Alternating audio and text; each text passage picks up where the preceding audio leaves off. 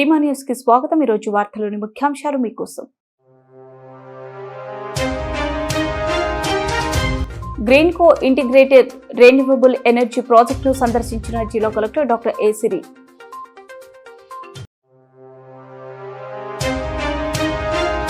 Auto డ్రైవర్లను దోపిడీ చేస్తున్న ఓలా, ఊబర్, రాపిడో లాంటి ప్రైవేట్ యాప్లు రద్దు చేసి ప్రభుత్వం యాప్ను నడపాలి. CITU demand. కర్నూలు నగరంలో సందడి చేస్తున్న హీరోయిన్ నిధి అగర్వాల్.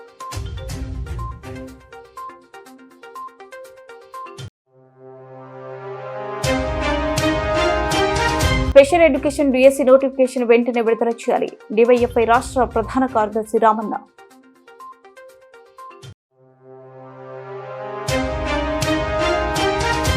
ఇంటి కన్నంకు పాల్పడిన 2 నిందితులు అరెస్ట్. 5 తులాల బంగారు ఆభరణాలు రికవరీ.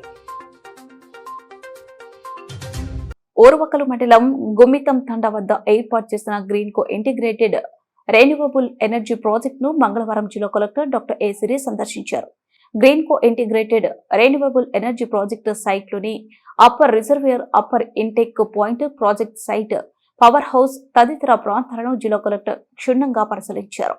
ఈ సందర్భంగా ప్రాజెక్టు పనితీరు, రెన్యూవబుల్ ఎనర్జీ ఉత్పత్తి, పంపింగ్ ప్రక్రియల గురించి జిల్లా కలెక్టర్ కంపెనీ యాజమాన్యాన్ని అడిగి తెలుసుకున్నారు. 1680 మెగావాట్ల సామర్థ్యంతో ప్రపంచంలోనే మొట్టమొదటి మరియు అతిపెద్ద పంప్డ్ స్టోరేజ్ ప్రాజెక్ట్ అని, 4000 మెగావాట్ల సౌర మరియు 1000 మెగావాట్ల పవన సామర్థ్యంతో కలిపి మొత్తం 6680 మెగావాట్ల పునరుత్పాదక శక్తి సామర్థ్యాన్ని కలిగి ఉందని గ్రీన్కో అధికారులు కలెక్టర్కి వివరించారు. కార్యక్రమంలో గ్రీన్కో ప్రాజెక్ట్ పిడి శ్రీనివాసరావు, ఏపీడీ శ్రీనివాసనాయుడు, కర్నూలు ఆర్డీఓ సందీప్ కుమార్, ఓర్వకలు తహసీల్దార్ విద్యాసాగర్ తదితరులు పాల్గొన్నారు.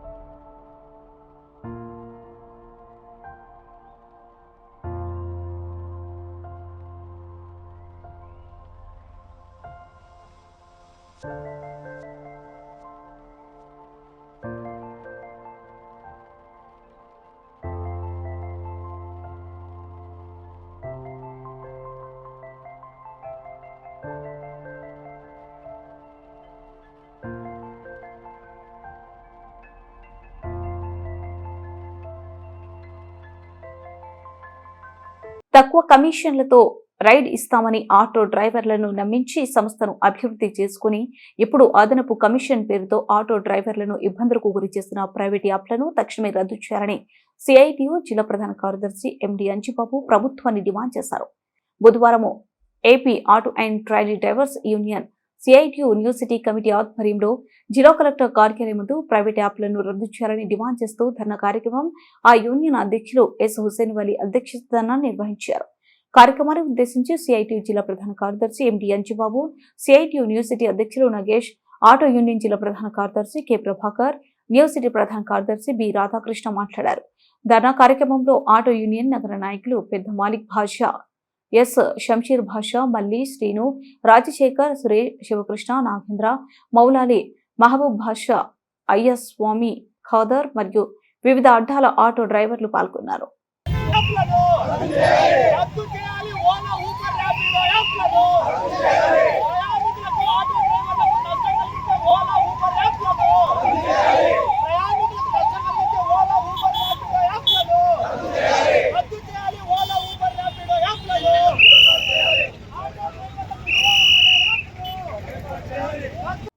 ఈరోజు లక్షలాదిగా ఉన్న ఆటో డ్రైవర్ల పరిస్థితి చాలా అధ్వానంగా తయారైపోయింది. ఇప్పటికే ప్రభుత్వము ఉచిత బస్సు పేరుతో మరి మహిళలు ఉచిత బస్సు ప్రయాణం వల్ల మరి ఆటోలు కూడా ఎక్కలేని పరిస్థితి.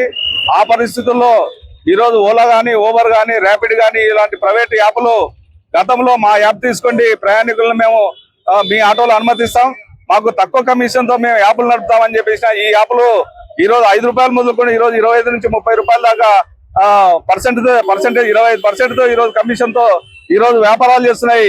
మరి ఆటో డ్రైవర్లను దోపిడీ చేస్తున్నాయి. కాబట్టి ప్రైవేట్ యాప్లను తక్షణమే ప్రభుత్వం రద్దు చేయాలని చెప్పేసి మరి కేరళ తరహాలో యాప్లను తయారు చేస్తే ఆటో డ్రైవర్లకు ఉపయోగపడుతుందని చెప్పేసి మేము డిమాండ్ చేస్తున్నాం. అట్లాగే ప్రయాణికులను చేరవేయడానికి ఎలాంటి అనుమతులు లేని 2 వీలర్లపై కూడా ఈ యాప్లు 2 వీలర్ను బుక్ చేసుకొని ఈరోజు ప్రయాణికులు చేరవేస్తున్నారు. ఇది మరీ దారుణం. ఎందుకంటే ఆటో డ్రైవర్లు ఇన్సూరెన్స్ కానీ అట్లాగే ట్యాక్స్ కానీ కడుతూ ప్రభుత్వానికి సంబంధించిన అన్నిటి కూడా చెల్లిస్తూ ఈ రోజు ప్రయాణికులు చేరవేస్తున్నారు. మరి ఎలాంటి అనుమతులు లేని నాన్ ట్రాన్స్పోర్ట్ వాహనాలైన 2 వీలర్లపై ప్రయాణం ఎలా అనుమతిస్తారని చెప్పేసి ఈ రోజు అధికారులు కూడా ప్రశ్నిస్తున్నాం. కాబట్టి తక్షణమే 2 వీలర్లపై ప్రయాణాన్ని నిషేధించాలి. అట్లాగే ఆటో డ్రైవర్లను దోపిడీ చేస్తున్నాయి ఈ ప్రైవేట్ యాప్లు ఏవైతే ఓలా, ఊబర్, ర్యాపిడ్ యాప్లు ఉన్నాయో వాటిని తక్షణమే రద్దు చేయాలని చెప్పేసి మేము ప్రభుత్వాన్ని డిమాండ్ చేస్తా ఉన్నాం. ప్రభాకర్, ఆటో యూనియన్ జిల్లా ప్రధాన కార్యదర్శి. కేంద్ర రాష్ట్ర ప్రభుత్వాలు వస్తున్నటువంటి టెక్నాలజీని, కొత్తగా అభివృద్ధి అవుతున్నటువంటి టెక్నాలజీని ఉపయోగించుకొని సామాన్య మానవులని, సామాన్య కార్మికులని పొట్టగొట్టేటువంటి ప్రయత్నాలు చేస్తున్నాయి. మేము సిఐటిగా గతంలోనే చెప్పాం, సామాన్య మానవుడు ఆటో రంగంలో పనిచేసేటువంటి పరిస్థితి ఉండదు. రాబో కాలంలో పెద్ద పెద్ద కంపెనీలకు మాత్రమే అటువంటి అవకాశం ఉంటుందని చెప్తే ఎవరు నమ్మలేదు.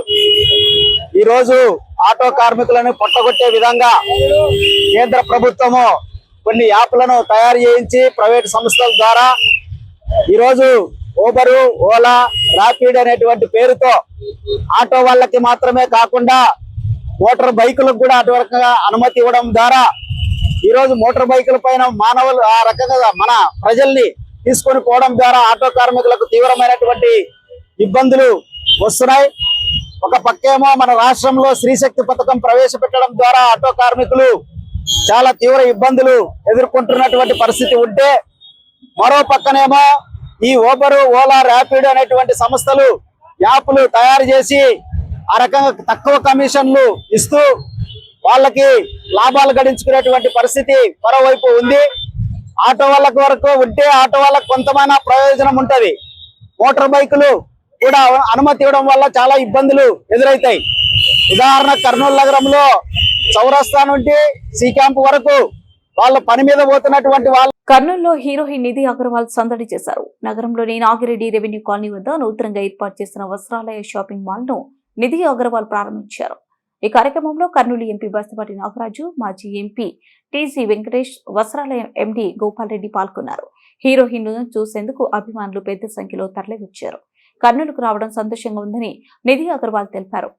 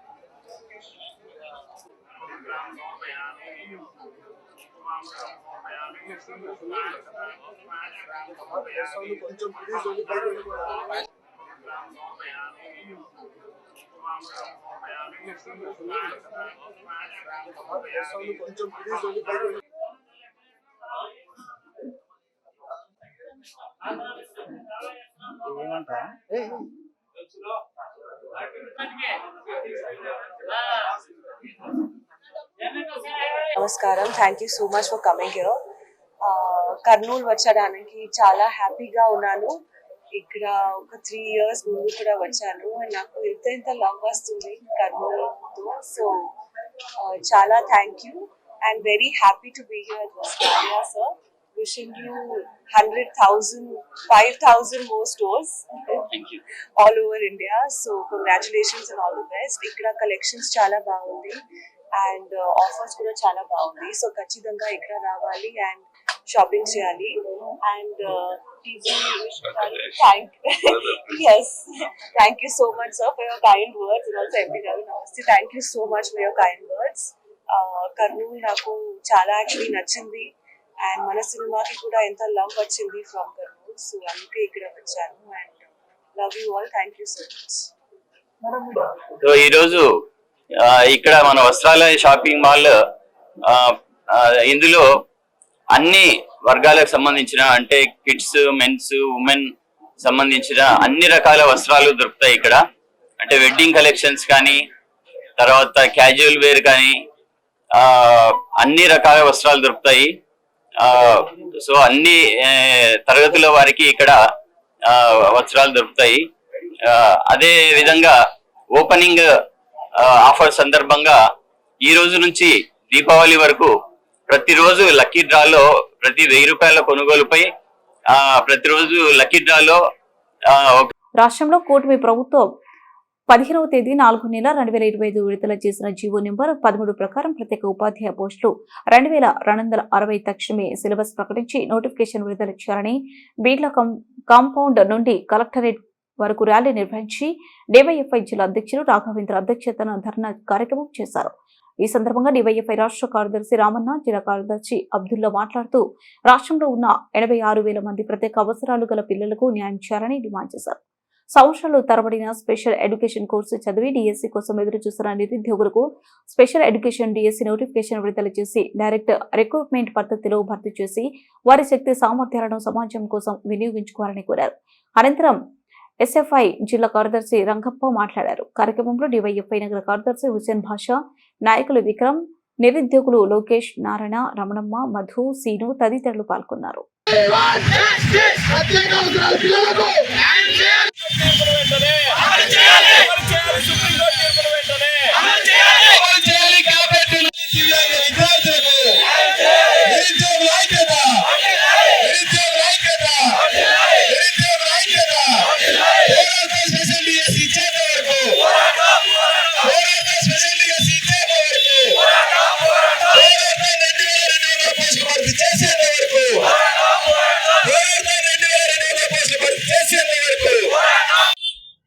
ముందుగా అందరికీ నమస్కారం. నా పేరు జి రామన్న, డివైఎఫ్ఐ రాష్ట్ర కార్యదర్శి. దేశవ్యాప్తంగా ప్రత్యేక అవసరాల విద్యార్థుల సంఖ్య లెక్కేసి ముఖ్యంగా ఆంధ్ర రాష్ట్రం దాదాపు 86,000 మంది దివ్యాంగుల విద్యార్థులు అని చెప్పి లెక్కలు తెచ్చి తక్షణం వాళ్ళకు ప్రత్యేకమైన టీచర్లను భర్తీ చేయాలని చెప్పేసి సుప్రీంకోర్టు ఆర్డర్ వేసింది. ఇందులో భాగంగానే ఏప్రిల్ 15వ తేదీన రాష్ట్ర కేబినెట్ సమావేశమయ్యి దాదాపు 2260 పోస్టులు భర్తీ చేసినట్లు జియో నంబర్ 13 విడుదల చేశారు. కానీ ఇప్పటిదాకా కనీసం దాని మీద సిలబస్ కూడా రాష్ట్ర ప్రభుత్వం ప్రకటించలేదు. మేము అడుగుతున్నాం, నిరుద్యోగులు ఈరోజు రాష్ట్రంలో 15,000 మందికి పైగా ప్రత్యేక ఎడ్యుకేషన్ చేసిన వాళ్ళు ఉన్నారు. వారందరూ ఈ రోజు సిద్ధంగా ఉన్నారు. వారందరూ కూడా నోటిఫికేషన్ స్పెషల్ డిఎస్సి నోటిఫికేషన్ వెంటనే విడుదల చేసి ఆ పోస్టు భర్తీ చేయాలని చెప్పేసి మేము అడుగుతున్నాం.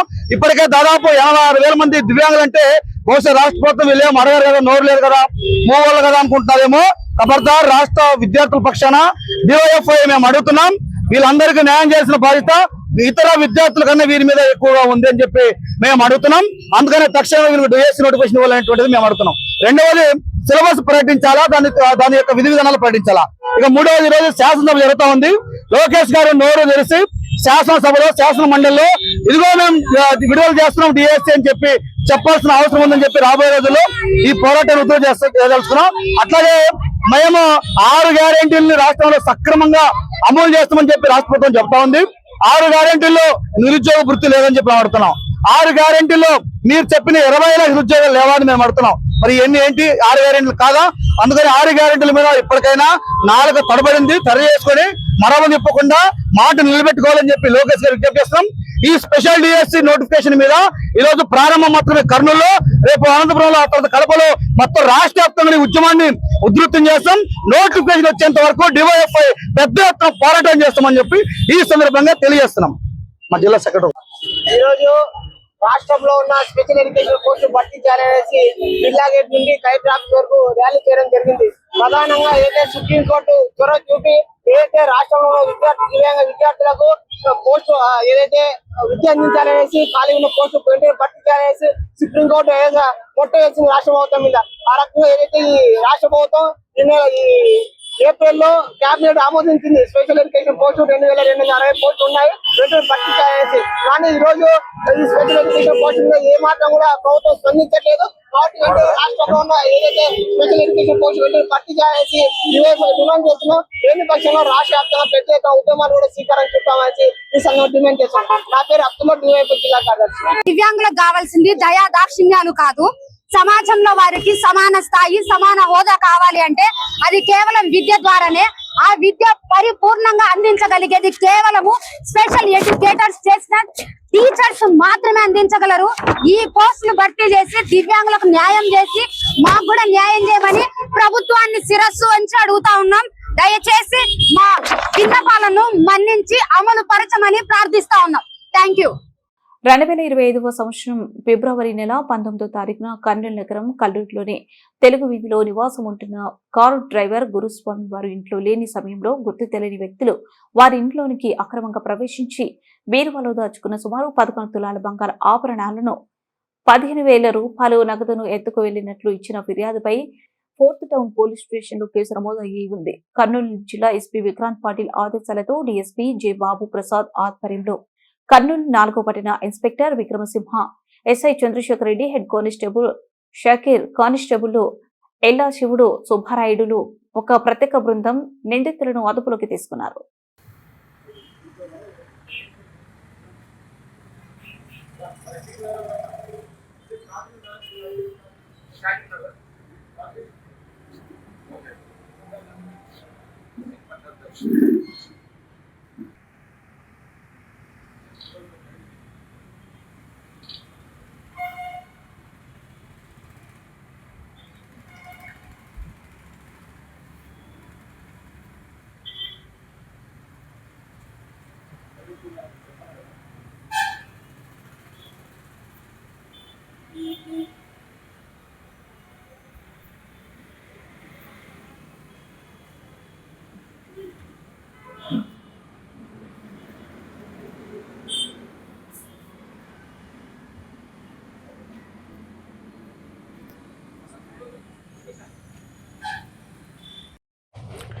అందరికీ నమస్కారం. Kurnool 4th town police station పరిధిలో కల్లూరులో నివాసం ఉండేటువంటి కారు డ్రైవర్ గురుస్వామి అనే వ్యక్తి ఇంట్లో ఈ సంవత్సరం ఫిబ్రవరి నెలలో దొంగతనం జరిగింది. అందులో 11.5 తులాల బంగారాభరణాలు, అదేవిధంగా 15,000 నగదు ఎత్తుకెళ్లారని చెప్పేసి ఇచ్చినటువంటి ఫిర్యాదు పైన కర్నూలు 4th టౌన్ పోలీస్ స్టేషన్లో కేసు నమోదైంది. మా ప్రీతం ఎస్పీ గారి యొక్క ఆదేశాల మేరకు మా డిఎస్పీ గారి ఆధ్వర్యంలో మేమంతా ఒక టీమ్గా ఏర్పడి కాల్ డేటాని అనాలిసిస్ చేయడం జరిగింది. అందులో 2 వ్యక్తుల్ని సస్పిషియస్గా గుర్తించడం జరిగింది. సో వారి కదలికల మీద నిఘా ఉంచడం జరిగింది. అయితే నిన్నటి రోజున వాళ్ళు కర్నూలుకు వస్తున్నటువంటి సమాచారం మేరకు ఇద్దరిని కూడా మిస్టిడ్లీ పరిసర ప్రాంతాల్లో అదుపులో తీసుకోవడం జరిగింది. వారిద్దరిని విచారించగా మనకు తెలిసిన విషయాలు ఏంటంటే, మొదట జగదీష్ అనే వ్యక్తి, ఇతను గుడివాడకు చెందిన వ్యక్తి. ఇతని మీద ఇప్పటికీ సుమారుగా 25 పైన కేసులు, దొంగతన కేసులు నమోదై ఉన్నాయి. పలుసారి ఇతను జైలు కూడా పోయడం జరిగింది. అదేవిధంగా ఇతనికి 2nd బెటాలియన్ కర్నూలులో పనిచేసేటువంటి ఏపీఎస్పీ కానిస్టేబుల్ సహకరించి అతను ఇద్దరు కలిసి అతని బండిలో రెక్కీలు చేసుకొని లాక్ హౌసెస్ ఏవే ఉన్నాయో చూసుకొని తర్వాత అవకాశం దొరికినప్పుడు వాళ్ళని దొంగతనం చేసే విధంగా వాళ్ళు ప్లాన్ చేసుకోవడం జరిగింది. సో నిన్నటి రోజున వీరి యొక్క కన్ఫెషన్ మేరకు వీళ్ళిద్దరిని కూడా అదుపులో తీసుకొని అరెస్ట్ చేయడం జరిగింది. వారి నుంచి 5 తులాల బంగారు ఆభరణాలను కూడా రికవరీ చేయడం జరిగింది. అదేవిధంగా సదరు నేరానికి ఉపయోగించినటువంటి కృపానంద్ యొక్క పల్సర్ మోటార్ సైకిల్ను కూడా సీజ్ చేయడం జరిగింది. ఈ యొక్క ప్రాపర్టీ మిగిలిన ప్రాపర్టీ ఏం చేశారు, ఎక్కడుంది, ఇంకా దీంట్లో ఎవరైనా ఇన్వాల్వ్ అయినారా, ఏంటి పరిస్థితి అని చెప్పేసి మనకు తర్వాత ఇన్వెస్టిగేషన్లో మిగతా విషయాన్ని కూడా తెలుసుకొని ప్రొసీడ్ అవ్వడం జరుగుతుంది. Thank you. వార్తలు ముగించే ముందు ముఖ్యాంశాలు మరోసారి.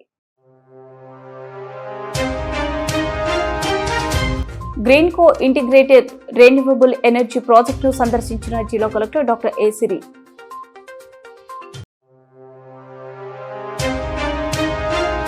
ఆటో డ్రైవర్లను దోపిడీ చేస్తున్న ఓలా, ఊబర్, రాపిడో లాంటి ప్రైవేట్ యాప్లు రద్దు చేసి ప్రభుత్వం యాప్ను నడపాలి, సిఐటియు డిమాండ్. కర్నూలు నగరంలో సందడి చేస్తున్న హీరోయిన్ నిధి అగర్వాల్.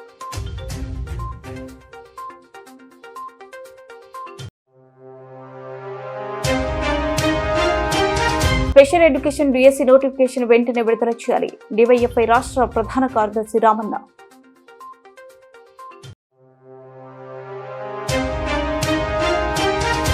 ఇంటి కన్నంకు పాల్పడిన 2 నిందితులు అరెస్ట్, 5 తులాల బంగారు ఆభరణాలు రికవరీ.